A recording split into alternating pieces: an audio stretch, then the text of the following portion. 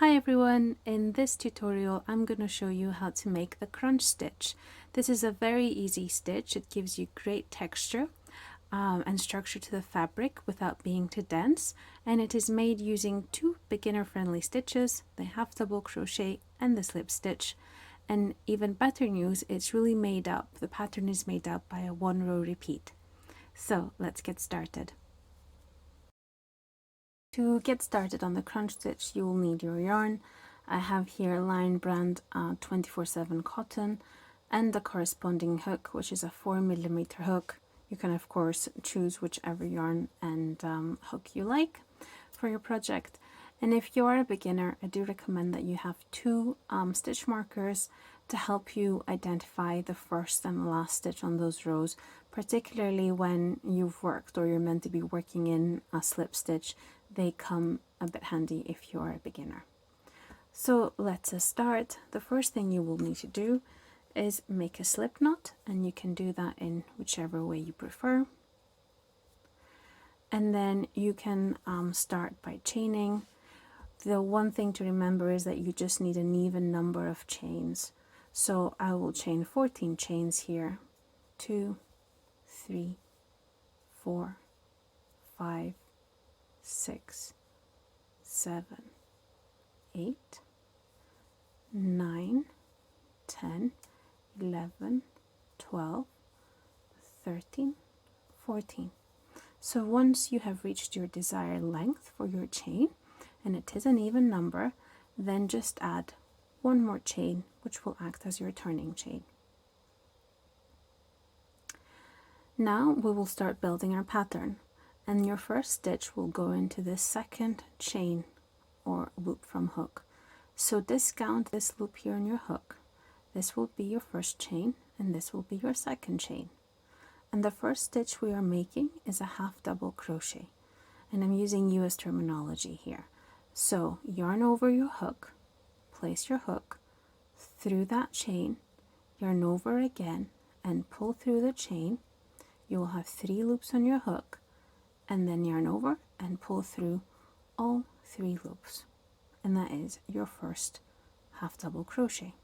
The next stitch you will place is a slip stitch. So again, take your hook, place it through the chain, yarn over and pull through, and don't yarn over again, but with the same loop on your hook, go through the original other loop that it was on your hook. So now you have a half double crochet and a slip stitch.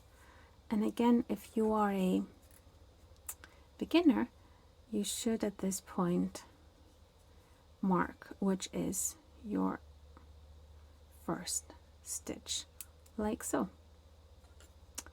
For the remainder of the row, we'll continue in the same way.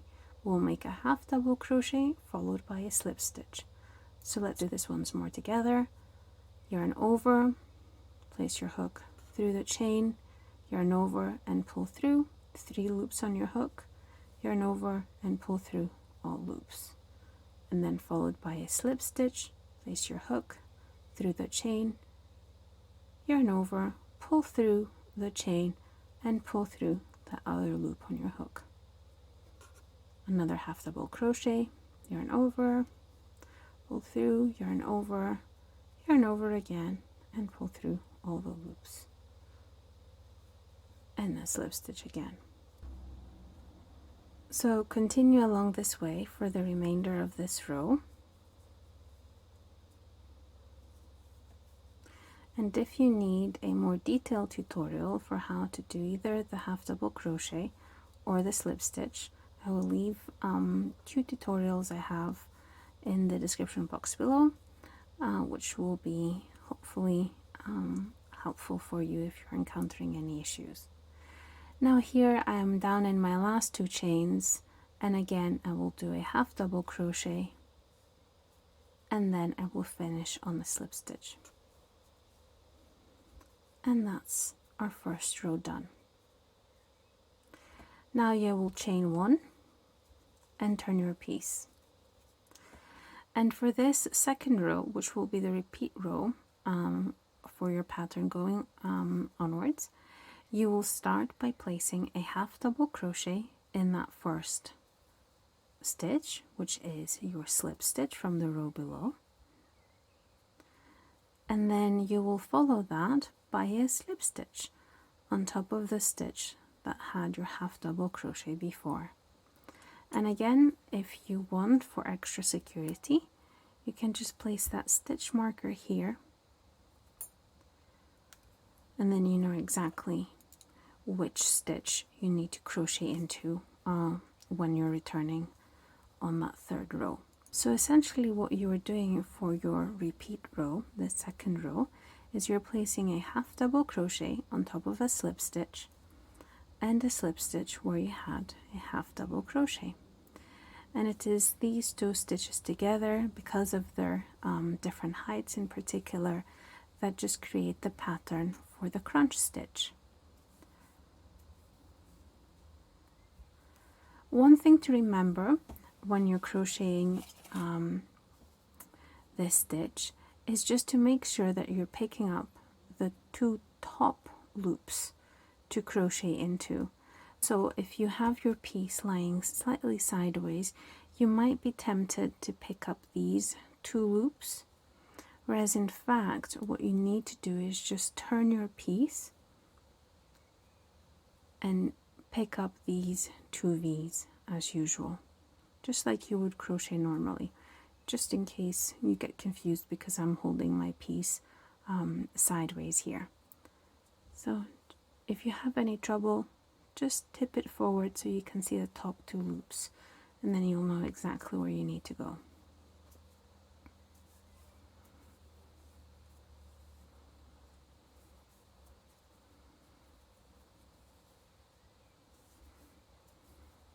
And here we're approaching the end of our second row, and again you will see we have two stitches left, 1 and 2, and the penultimate one will be a half double crochet, go through the top two loops,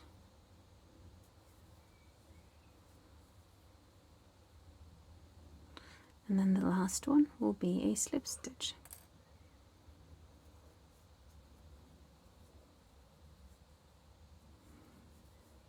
Chain 1 and turn. And for this row, for the third row, you will just repeat what we've just done for the second row. It's a 1 row repeat pattern, which is one of the great benefits and great assets of this stitch. So it's very easy to remember the sequence of stitches. So you'll go ahead and continue making half double crochets, slip stitches, half double crochet, slip stitches all along the way, and continue building up your pattern. So what I will do right now is I will build up and I will crochet a few more rows just to show you how the pattern looks once you've crocheted a bit. So I've crocheted a few more rows, again following that repeat pattern that we went through together on that row 2, so just repeated it across, and you can see it's given this piece a very nice structured look. It's a really three-dimensional stitch, if you can see through the video, and it's also both sides look very nice and are very similar. So it's a very versatile and beautiful stitch, which would be lovely for maybe baby garments or blankets, particularly for blankets if you were using a thicker yarn. I think that would accentuate all the texture here in the two stitches as they get combined. So I hope you found this video tutorial helpful, and I hope you give this stitch a try. If you do, let me know in the comments below, and as always, happy crochet!